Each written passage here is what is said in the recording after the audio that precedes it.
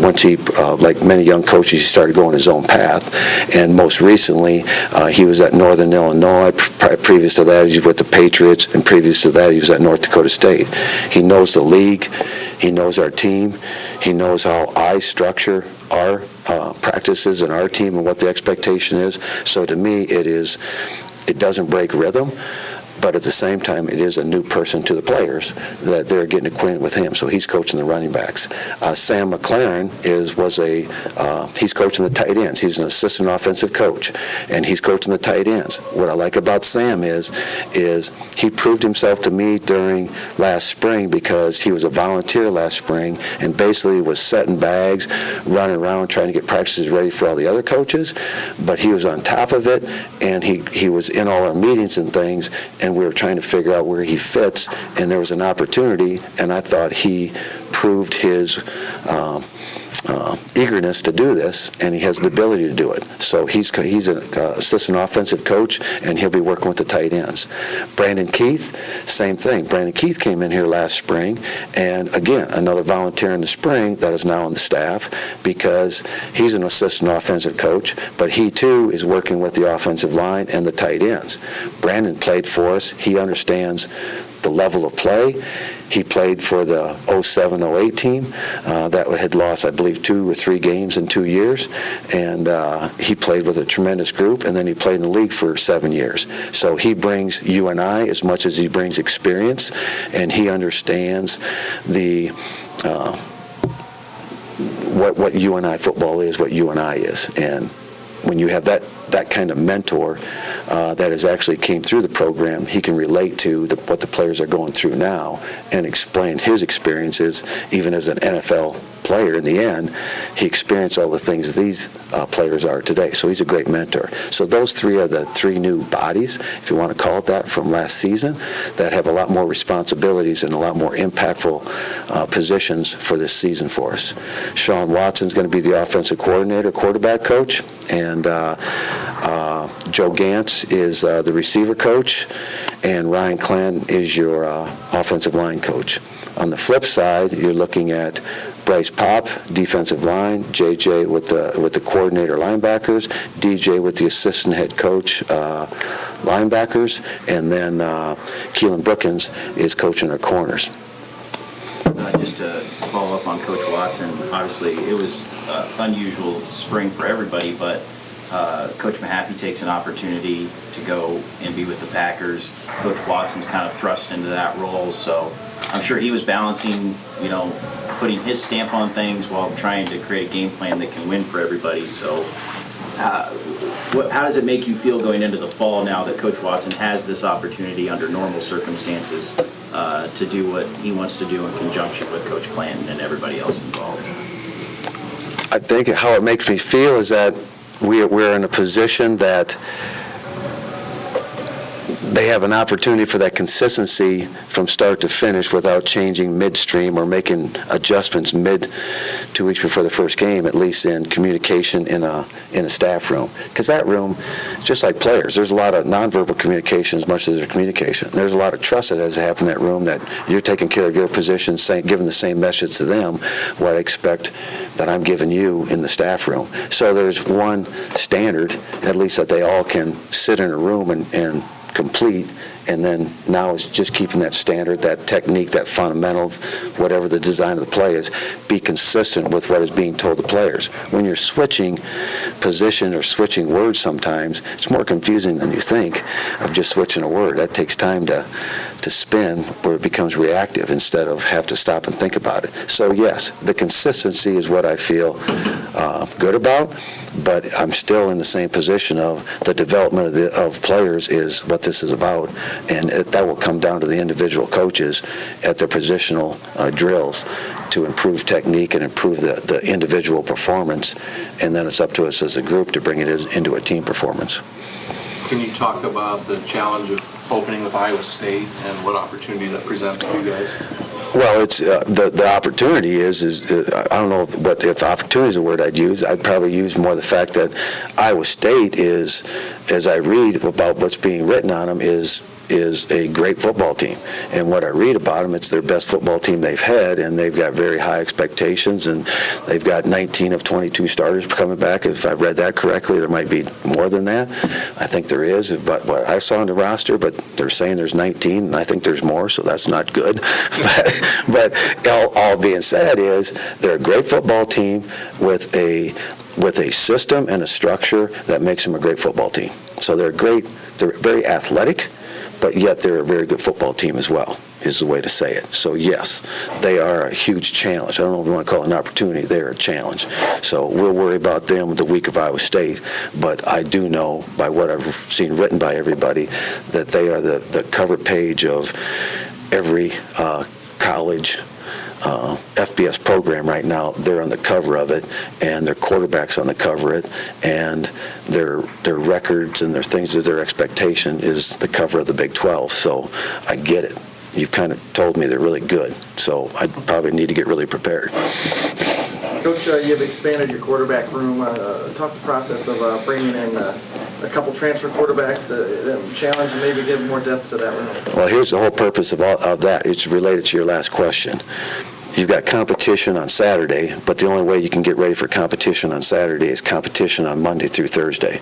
And so an emphasis that I made as a head coach, the decision I made was to create competition in the quarterback room and to create competition in the running back room. And I was doing it with a couple others, but those two we really did a nice job on. And I believe now we have competition in that quarterback room that we will be able to battle that position out. And we brought in Theo Day from Michigan State, and we brought in Matt Morrissey from Trinity Valley. Those two were added. On the offensive running back side, we brought in Braderick Shaw, and we brought in Vance McShane. So add those to the players that were already here. You create an internal competition, and now as they make each other battling for the position, it's going to make our football team better. And that's what I mean by internal competition is going to make us a better team more than external competition, because that's just the end result. So the purpose is to make the team better and to make more so the individuals better at that position. With two guys coming in, that will ramp up the starters game. And for the younger guys, you had Fambi get a start last year. Of course, you've had Will get starts. So if you're Will or Justin, it's got to ramp your game up too, knowing that there's two other guys here with quality talent that can challenge you, and that's going to make you put your time in to get good. I just know when I was a player, when they brought in a Mississippi State linebacker, man, I went to work knowing I always worked, but he motivated me that I better do more work. Otherwise, it's not going to be my job. So it makes you work, and it makes you do the time to make you better during the week. Then we'll see what happens on Saturday. But if it goes down like it should make us a better team, a group of segment of players. Maybe you see one, but the segment will be better because of the competition. So if you had to play Iowa State on Saturday, Will McElvain still your number one quarterback? No, I'd probably play Wishbone.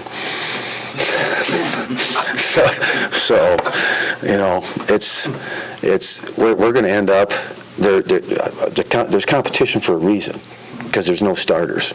It's not fair. In the same breath, as I told the team, I'm telling you, there is a first group and a second group and a third group. Absolutely. Today there will be, tomorrow there will be. But as I'm going through it, if it's competition, that will change many times as we go through the next few weeks. Otherwise, somebody's really going to establish themselves and start to separate themselves, even if it's a competitive group. But if it's competitive, it will be close, and that means that there will be a back and forth going on, and that creates even a better opportunity to raise the bar of that segment. Mark, are there any of the guys that were either starters or impact players last year that aren't going to be able to go because of injuries at the start of camp? Are you healthy in that regard? To a degree, yes. And when I say to a degree, the asterisk is Christian Boyd got hurt in that last football game. He will be available for the Iowa State game. He will not be going through practice with us. He's out there, he runs and does some things. He's limited. But by the time you get 2-3 weeks from now, he'll be full contact, and we'll get him ready by the first game day. Jayden Scott is in the same boat. He got hurt last year during camp, and he's coming off that injury. He is not contact eligible right now. He's practice eligible, so he can do some things in practice, but he's got to stay out of the contact for another couple of weeks.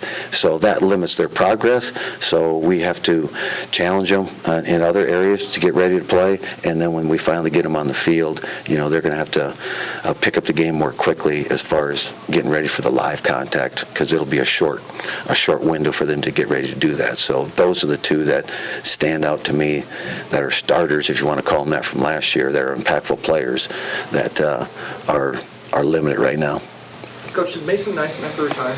Oh, Mason, well, yeah, okay, so now I'm going to add to that. So you brought up Mason. Mason, yes, he did. Mason's taken a medical hardship this year, so his injury, he could not come back from, okay? He tried last spring, did not get to play last spring, so he'll take a medical for his last semester and graduate in December. And the other one is Nick Ellis. I did not bring up Nick. Nick just had surgery, I believe it was last Thursday, and it was an extensive surgery to redo what he did, and it just didn't come back right. So he had to go back into surgery. He tried to come back, and we found out through the summer that he just couldn't make it. So he immediately went to he's out for the season due to this injury. So Nick Ellis and Mason Neeson are the two that, even though they didn't play in the spring, will not be available this fall. You're picked to finish 5th in the preseason poll in the Missouri Valley Football Conference. Is that motivates you, or is that just a statement in how strong the conference is? No, to me, it's a prediction, and it's a prediction that some guys got together that are very knowledgeable about football and made a prediction. Okay, to me, I'm working on the process of getting these guys ready and how they prepare. So I'm not going to get involved with predictions, nor should a player. It should be about how do we prepare, and the things that I've already talked about are what we're locked into. But that's a prediction made by a lot of guys that watch football. So ask them. Coach, just like the majority of FCS teams, you're playing 2 seasons in 1 calendar year. Mm-hmm. And obviously, that's not how they designed this game of football. Yep. Is there anything you can do on the front end to make sure the toll on the bodies is as less as possible, or as little as possible throughout the course of the year? I think that's a $25 million question, because we're the only division that did this. And now we're going to see the pros and the cons of it moving forward. The cons is a Christian Boyd, okay, of what happened to him, that he couldn't have that summer of lifting, and quite frankly, an entire football team could not lift January through May, and that's where we'll find out. What I have to guard against is, and be smart with, is if lifting is for 2 reasons. One, absolutely, get physically stronger and create a better physical body mechanic to play better. But it also is creating a more safe, structured body to withstand hits and shoulders and things like that. And if you don't do the lifts, okay, even if we miss a lift some summers or some winters, a shoulder injury starts to happen to our football team. We'll get 3, 5, 8 of them. Well, that's because maybe we didn't do overhead lifts in that previous winter. We've learned over, Jed and I working together, Jed over, I think he's been 12 years in the weight program, by trial and error as much as by experience. Maybe some years we didn't do an overhead lift and we had shoulder problems. Now we're going into a season we did not get to lift January through May in the way that you want to, which is as much for safety as it is for quality. And what will happen, what will be that injury that may rear its head that we didn't get to establish the strength in going into a whole nother season on our schedule. So I think that's going to play out, and we're going to be able to have to adapt when we do so.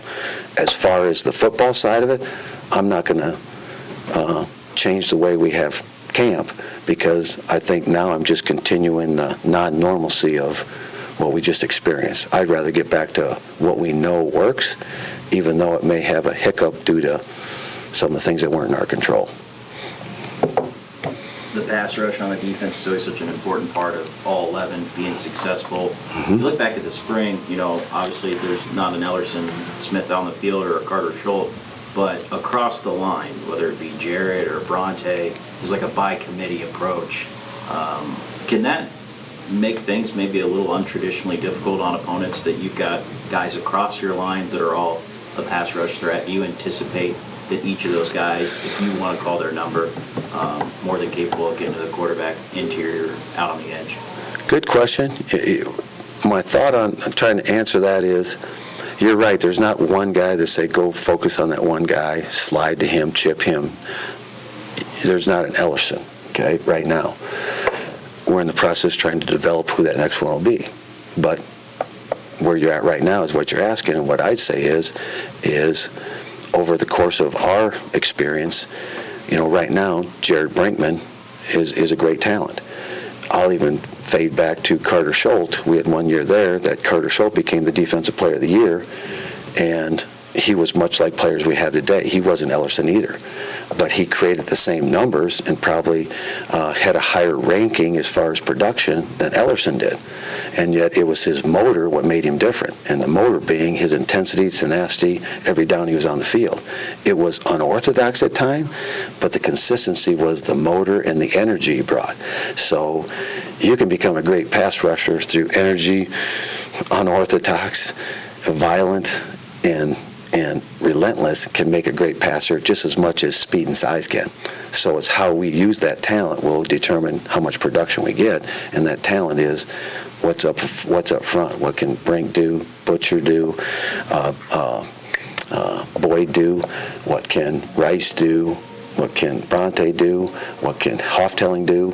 We got to play to their strength because they're the ones that are playing for us now, not Ellerson Smith. Anybody else?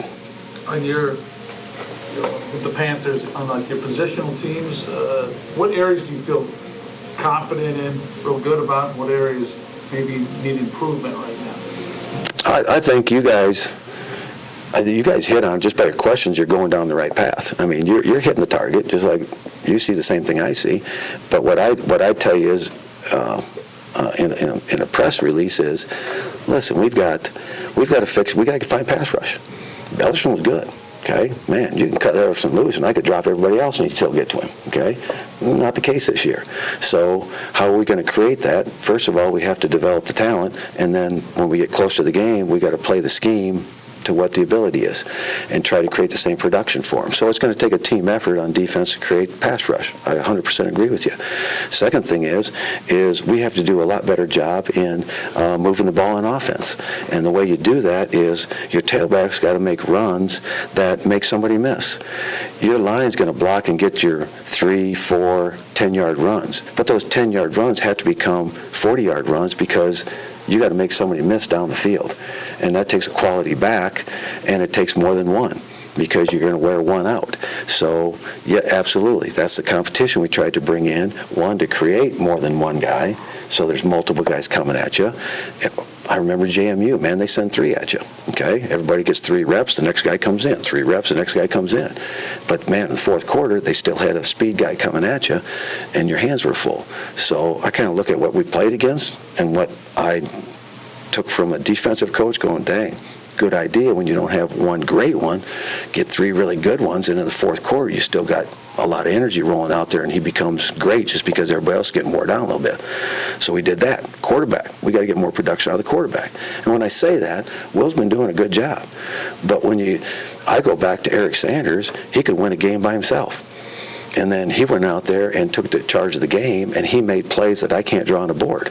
It was off the scramble. It was off the throw. It was the confidence he had and the confidence that was projected to his teammates. And then to help the quarterback, you better get receivers. And we got Isaiah back and Wolf back that we didn't have really at all in the spring. Well, they got to make contested catches. If you watch college football, there's not a lot of wide open guys. The days of Kenny Shedd running by guys by 10 yards is kind of gone, for you guys that remember that name. It is contested catches right now, and it's guys are that close together, and somebody's got to go challenge and make that catch. And that is a talent as much as it's coached. It's a talent that they have to have. So, absolutely, our quarterback receiver game has to improve, which in turn I explain. Our run game has to improve, which means the tight ends. We lost Jayden Scott. We lost who's our guy from West Union? Cresco. lost him right before the season started last year. Christian Bohr. Lost Christian. Christian would have been the starter last year. Christian got hurt, couldn't come back for the spring. And then Jayden Scott was going to be the starter. He gets hurt in 2-day camp. We were playing with a third-team tight end trying to run the football. So from my perspective, it's absolutely develop the guys you got and don't complain about the ones when they get hurt, because the next guy you picked, so you better make him a good player. I mean, they were picked by us, so make him a good player. But at the same time, we're not the NFL where we can trade up and free agency in when somebody goes down. So we got to get multiple guys ready. The tight end has become an outstanding blocker, and quarterback's got to challenge his game. We've done that, and we've got to get multiple running backs to fire at people to get the mismatches that we want. Fair enough? Mark, you still may have to deal with some of the COVID issues this year, obviously, but your team, can you give us a percentage of like how many of them has been vaccinated, things like that? Honestly, I can't. I could probably get close, but I really don't think that's the answer that will make a difference in a media day. I do think the vaccination matters, absolutely, and it's been talked about, thought about, and because it's more than just addressing it. I think it's educating as much as it is verbalizing it, because we all have our own opinions of it, and being that everybody's got their own personal opinion of that, and it's a personal choice, I believe that the more you're educated, the better choice that you can make that you feel good about after you've made the choice. And that's what we're trying to do through this process. And then yet we'll still have to adapt throughout this whole process, because we've been adapting for forever. We just want to minimize that window of that crack that could happen. If we can minimize it, then absolutely we can be more consistent. You know, Coach, there's always excitement around, you know, the fall camp and stuff, and obviously this is your 20th fall camp. Is there more excitement considering what you went through, you know, in the spring camp? Is there a lot more excitement surrounding this camp because there is more of a normalcy involved? Yeah, and where the excitement comes from is when I walked in the room for the first time, even though you knew what was going to happen, there was a full room of people, chair to chair, sitting there, eyes on, and ready to get ready for a season. You saw, we haven't had that for 18 months, okay, where you had 105 guys sitting in a room, shoulder to shoulder, getting ready for one common goal. We've had multiple things and chairs all over the place in 3 different rooms and 2 different practices. That's not a team, okay? That's adapting to a situation that you just had to get done because of circumstance. If you're going to create a team, you need visual, in my world, and what I believe is we need to see people, we need to touch people, meaning be visually around them so you can see their facial reactions, you can see their body reaction, and you can see how they are tired one day and anxious other. But walking in that room, all the excitement of, hey, we're all together with a common goal, with a consistent path. The last time it was like that was a day before we dropped football going into last season. It was August 6th, I believe, on a Thursday. We were supposed to start Friday. We were 1 hour from a meeting and then said, we want to meet with your football team.